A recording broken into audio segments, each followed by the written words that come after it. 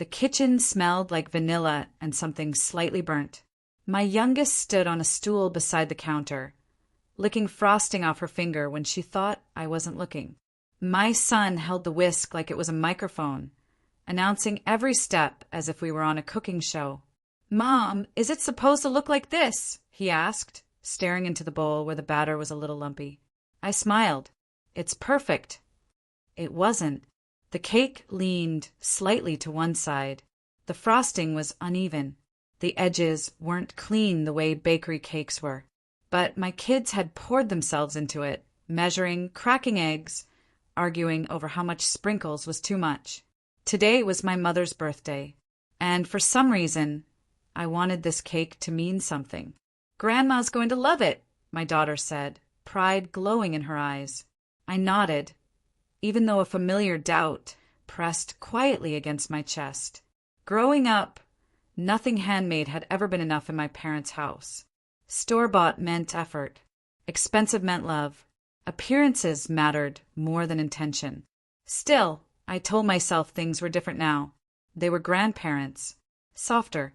Kinder. At least, that's what I hoped. We placed the cake carefully into a box. My son wrote, "Happy Birthday, Grandma," in crooked letters on a card, pausing every few seconds to ask if the spelling was right. My daughter added hearts in pink marker. I watched them, heart full and aching at the same time. "This is from us," my son said proudly. "We made it." I knelt down, and that's what makes it special. The drive to my parents' house was quiet. The kids chatted in the back seat, planning how they'd explain which part they helped with. My daughter insisted on carrying the cake herself once we arrived. She held the box like it contained something fragile, sacred. When we pulled up, the house was already full. Cars lined the street. Through the windows, I could see people laughing, glasses raised, decorations carefully arranged. Everything looked perfect. I took a deep breath. "Okay," I said softly. "Let's go." Inside, the air buzzed with conversation. My mother greeted us with a quick hug, distracted, already turning to someone else mid-sentence. "You brought something?" she asked, noticing the box. "The kids made you a cake," I said. "Oh," she replied, surprised. Not pleased, just surprised. My father stood near the table, laughing loudly with relatives. He glanced over briefly, his eyes flicking to the box and then away. We waited. I didn't know what for, acknowledgement maybe. A smile. A thank you. Nothing came. When it was finally time to bring the cake out, my daughter stepped forward eagerly. "We made it for you, Grandma," she said, placing it carefully on the table. The room went quiet. Not the good kind. People leaned in, smiles tightening, eyes scanning the frosting, the uneven edges, the homemade imperfections. My father let out a short laugh. "Well," he said, loud enough for everyone to hear, "that's something." My daughter's smile faltered. I felt my stomach drop. Someone chuckled awkwardly. Another guest cleared their throat. My mother stood still, hands folded, saying nothing. My father tilted his head, examining the cake like it had personally offended him. "You know," he added, "we could have just ordered one from the bakery. Saved everyone the trouble." The words hung in the air, heavy. I looked down at my children. My son stared at the floor. My daughter's eyes filled with confusion first, then hurt. That was the moment something shifted inside me. Not anger. Not yet. Just a quiet, sinking realization that this day, this effort had never stood a chance. I stood there, smiling politely like nothing had happened. That was a skill I had learned early. How to keep my face calm while something inside me folded in on itself. My children didn't have that skill yet. My son kept his hands shoved into his pockets, shoulders hunched in a way I recognized too well. My daughter stared at the cake, blinking fast, as if she couldn't understand how something she was so proud of had suddenly become wrong. I wanted to say something. I wanted to explain that it wasn't about the cake, that adults sometimes forget how to be kind, that this wasn't a reflection of them, but the room was still full of people. And my parents' house had always been a place where correcting my father, even gently, came with consequences. So instead, I swallowed it. I always had. As guests moved on, conversations resumed, and a store-bought cake was quietly mentioned. Just in case, I felt that familiar ache rise up, the one that came from trying, over and over again, to be enough. I hadn't expected perfection from my parents, just softness. Growing up, my father believed effort only mattered if it looked impressive. Report cards were praised only when they could be shown off. Gifts were valued by price tags, not thought. Love in our house had always come with conditions. My mother knew this. She had learned how to survive it by staying quiet. When my father spoke, she listened. When he mocked, she smiled tightly. When I cried as a teenager over something he'd said, she told me to let it go or not take things so personally. Peace in our family was just another word for silence. And yet, I kept bringing my children around. I told myself grandparents were different. That time softened people. That love for grandchildren would rewrite old patterns. I wanted my kids to know their grandparents. I wanted them to feel rooted. I wanted them to have what I never fully had. Approval that didn't feel earned. So I kept trying. I tried explaining my kids' personalities ahead of visits. I tried timing our arrivals so my father would be in a good mood. I tried small, thoughtful gestures that I hoped might open something warmer in him, like a homemade cake. I thought, foolishly, that seeing their grandchildren put effort into something for him and my mother might touch something human inside him. Instead, it had done the opposite. As the party continued, my mother busied herself with guests, avoiding the table where the cake sat untouched. My father moved on, laughing, telling a story about a co-worker's expensive birthday party. The contrast felt sharp. I knelt down beside my kids. "Hey," I whispered, forcing a smile. "Do you guys want some juice?" My daughter nodded, but she didn't look at me. My son followed, quietly. In the kitchen, away from the noise, my daughter finally spoke. "Mom," she said softly, "did we do it wrong?" The question hit me harder than my father's words ever could. "No," I said immediately. "You didn't do anything wrong." "But Grandpa didn't like it," my son added. I took a breath. "He doesn't always know how to show appreciation," I said carefully. "That's about him, not you." They nodded, but I could tell it didn't settle. Children understand tone before explanation. They feel judgment before logic. I straightened up, my chest tight. In that moment, I realized something uncomfortable. I wasn't just exposing myself to my parents anymore. I was exposing my children, and that felt different. Back in the living room, someone suggested cutting the cake. The bakery one arrived shortly after, candles already lit. No one mentioned the other cake again. It sat there quietly, just like I had learned to. I watched my mother smile for photos. I watched my father accept compliments. I watched my children stand a little farther away than before. And I thought about how many times I had stood exactly like that, close enough to belong, far enough not to be noticed. The cake wasn't just a cake. It was effort. It was innocence. It was my children reaching out. And my father had swatted it away like it embarrassed him. That night, as we prepared to leave, my mother hugged me quickly. "Don't be sensitive," she murmured. "You know how your father is." I nodded automatically, but something inside me didn't, because for the first time, I wasn't thinking about how his words made me feel. I was thinking about what they were teaching my kids, and I didn't like the lesson. The room didn't return to normal after that. It only pretended to. Laughter resumed. Music played softly in the background, and plates were passed around like nothing uncomfortable had just happened. But something had shifted, and I could feel it in the way my children stayed close to me, their excitement gone. When the bakery cake was finally cut, everyone gathered around. Candles flickered. Phones came out. My mother smiled for photos, leaning slightly toward my father. "Make a wish," someone said.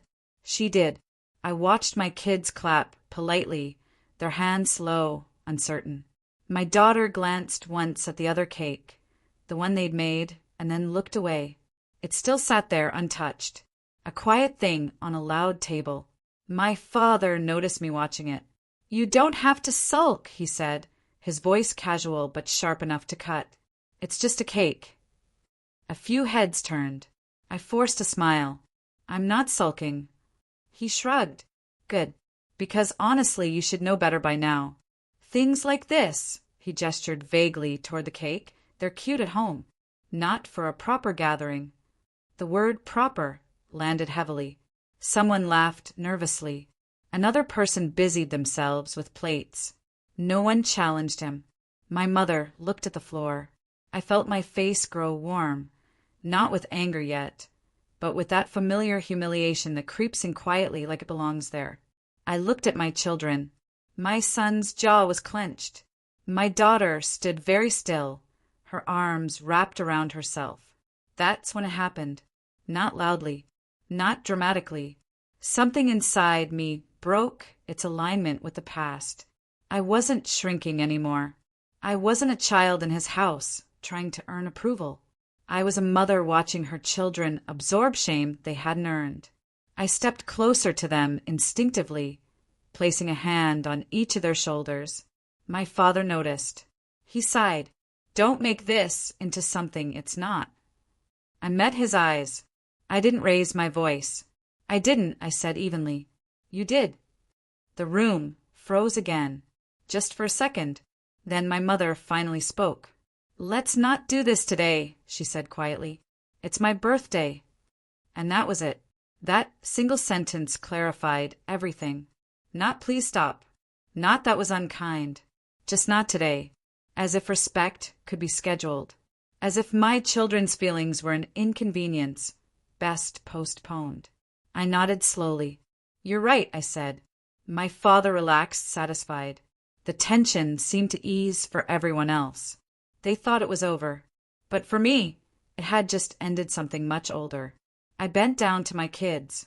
"Grab your jackets," I said softly. My daughter's eyes widened. "We're leaving." "Yes," I said. "Right now." My father scoffed. "Oh, don't be ridiculous." I stood up straight. "I'm not," I said. "I'm done." He stared at me like he didn't recognize the person in front of him. My mother looked panicked. "Can we talk later?" "We've been talking later my whole life," I replied gently. I picked up the cake box. The room watched.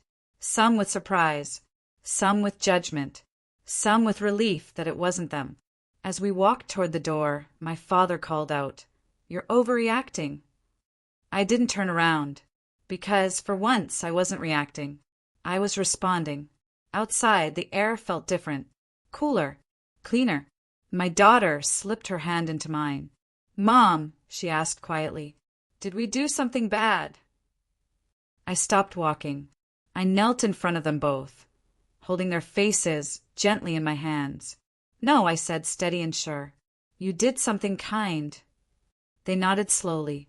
We drove home in silence. But it wasn't the heavy silence I knew so well. It was the silence that comes after a decision has been made. That night, after I tucked the kids into bed, I stood alone in the kitchen. The cake box sat on the counter unopened. The house was quiet in a way that felt unfamiliar. No buzzing phone, no replay of conversations in my head, no urge to explain myself to anyone, just stillness. I opened the box slowly. The frosting had shifted during the drive, smudged slightly along the edge. The crooked lettering my son had written leaned even more now, like it was tired. I stared at it for a long time. This cake had been made with excitement, with laughter, with belief, and yet it had been treated like something embarrassing. I thought of my daughter's face when my father laughed. The way her smile disappeared, not dramatically, just quietly, like she'd learned something without anyone needing to explain it. That was the part that hurt the most, because I knew that look. I'd worn it myself. Growing up, I learned early that effort didn't protect you from judgment. That love could be withdrawn if you disappointed someone powerful. That being quiet was safer than being proud.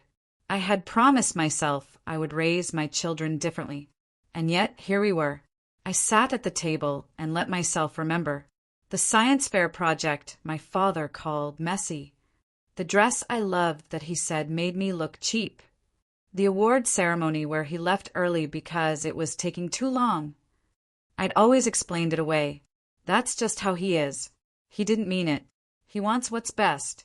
But watching it happen to my kids stripped those excuses bare. Because no matter how it was framed, humiliation was still humiliation. And silence was still consent. My phone buzzed. A message from my mother. He was just joking. You shouldn't have walked out like that. I read it once. Then again. There was no mention of the kids. No concern about their feelings. No question about whether they were okay. Just damage control.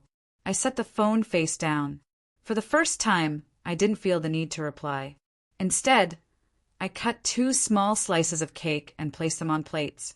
I carried one into my daughter's room. She was still awake, staring at the ceiling. "Hey," I said softly, "do you want to try the cake?" She sat up slowly. "You're not mad?" she asked. "No," I said, sitting beside her. "I'm proud of you." Her eyes filled, not with sadness this time, but relief. "It wasn't ugly," she whispered. I swallowed. "It was beautiful." She took a bite, smiled, and leaned against me. In my son's room, he ate his slice thoughtfully. "Grandpa didn't like it," he said finally. "Sometimes," I replied carefully, "people don't know how to receive love when it doesn't look the way they expect." He nodded, processing. "But we didn't do anything wrong," he added. "No," I said firmly. "You didn't." When I returned to the kitchen, my phone buzzed again. This time my father. "You embarrassed your mother. You owe her an apology." There it was. Not concern. Not reflection. Just authority. I stared at the message, my chest tightening. In the past, I would have typed back immediately. Explained. Smoothed things over.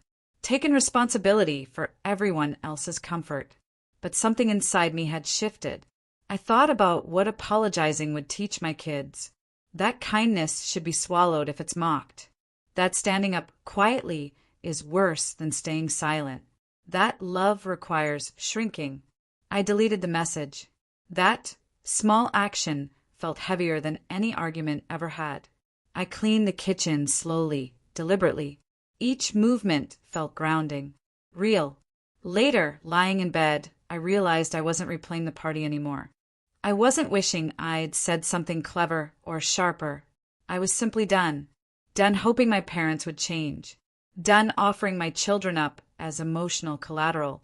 Done confusing tolerance with love. The breaking point hadn't been loud. It hadn't involved shouting or tears. It had been the moment I saw my past trying to repeat itself through my children, and decided it wouldn't. The next morning felt deceptively normal. Sunlight streamed through the kitchen window. The kids ate breakfast like they always did, arguing over cereal boxes and cartoons. Life moved forward, even when emotions lagged behind. My phone, however, did not. Messages started coming in before noon. First, my mother. "You really hurt me yesterday. It was my birthday." I read it carefully, noticing what wasn't there. No mention of the kids. No acknowledgement of what my father had said. No curiosity about why I'd left. Just the familiar weight of blame. An hour later, my sister called. "You shouldn't have walked out like that," she said immediately. Everyone noticed. "I know," I replied calmly. "It made things awkward." "I was already uncomfortable," I said. "So were my kids." She sighed. "You know how Dad is." I almost laughed. That sentence had followed me my entire life, like a justification that explained everything and changed nothing. "I do," I said. "That's why I left." There was a pause on the line. "You're taking this too far," she said finally. "It was just a joke." I looked over at my children, sitting on the floor building something together. My daughter laughed at something my son said, unguarded again. "No," I replied. "It wasn't." We hung up shortly after. By evening, my father called. I let it go to voicemail. "You embarrassed us," his message said, clipped and controlled. "Families don't behave like that in public. You owe your mother an apology." There it was again. Public appearance. Family image. Obedience disguised as unity. I didn't respond. The silence unsettled them more than any argument ever had. The next few days were a pattern I recognized well. Messages dressed as concern but sharpened with guilt. "We miss the kids. Your mother's been crying. You're tearing the family apart." I noticed how quickly the story changed. Not what happened to the kids, but how my reaction made everyone else feel. One afternoon, my mother showed up at my door unannounced. She stood on the porch, arms crossed, face tight with practiced sadness. "I don't understand why you're doing this," she said as soon as I opened the door. I stepped outside, closing it gently behind me. "I'm not doing anything," I said. "I'm just not pretending anymore."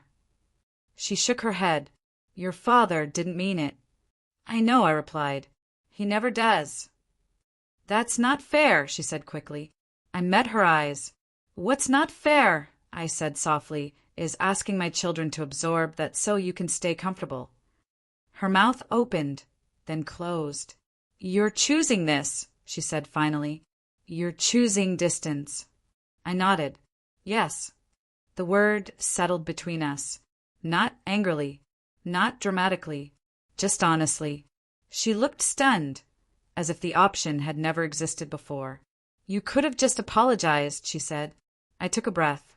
"I won't apologize for protecting my kids," I said. "And I won't explain that again." Her eyes filled with tears, not the kind that ask for understanding, but the kind that demand it. "You're changing," she said. "I hope so," I replied. That was the end of the conversation. After that, the noise softened, not because anyone understood, but because I stopped engaging. No more explanations. No more defending. No more absorbing discomfort that wasn't mine. The kids noticed the change. "Are we still seeing Grandma and Grandpa?" my son asked one evening. "Not for a while," I said gently. "Did we do something wrong?" "No," I said immediately. "We're just choosing people who treat us kindly." He thought about that, then nodded. That nod felt like a small victory. For the first time, I wasn't trying to fix things behind closed doors. I was modeling something out in the open. Boundaries don't have to be loud to be real. Sometimes they're just a door that stays closed. Time did what it always does. It moved forward without asking anyone's permission. Days turned into weeks.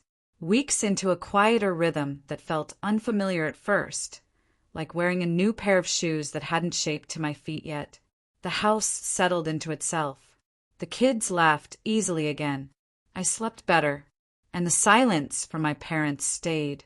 At first, I wondered if I should feel guilty about that. I had been trained to equate silence with punishment, distance with failure. But this silence didn't feel like either of those things. It felt like space. One evening, my daughter asked if we could bake again. "Another cake?" I asked, smiling. She nodded enthusiastically. "But this one's just for us." The kitchen filled with flour and noise once more. Music played softly. My son argued about measurements. My daughter insisted on extra sprinkles again. This time there was no pressure, no invisible audience, no standards to meet, no fear of being laughed at. When the cake came out of the oven, it leaned a little, just like the last one.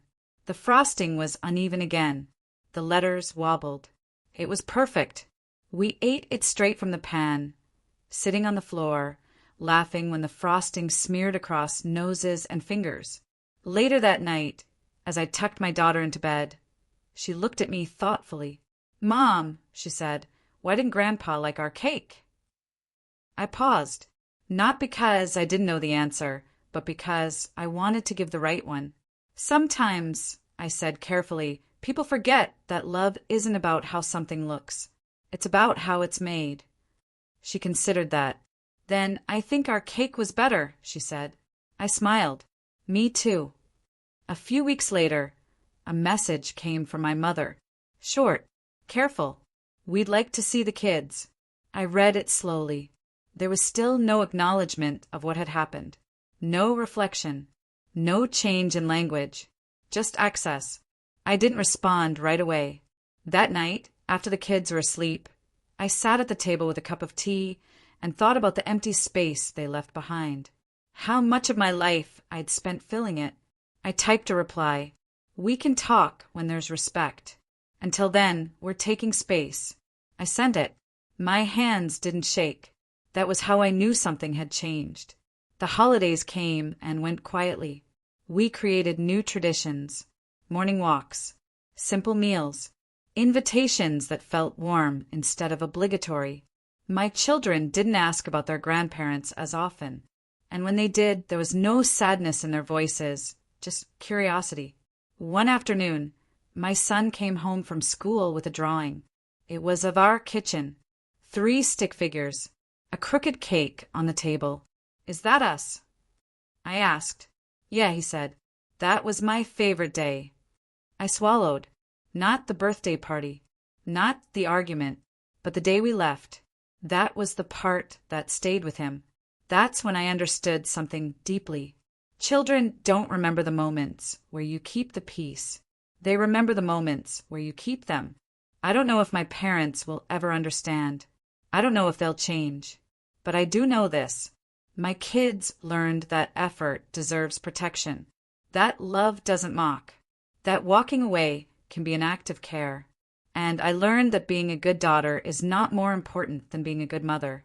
The cake my kids made was never the problem.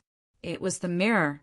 And once it showed me what I needed to see, I stopped looking away.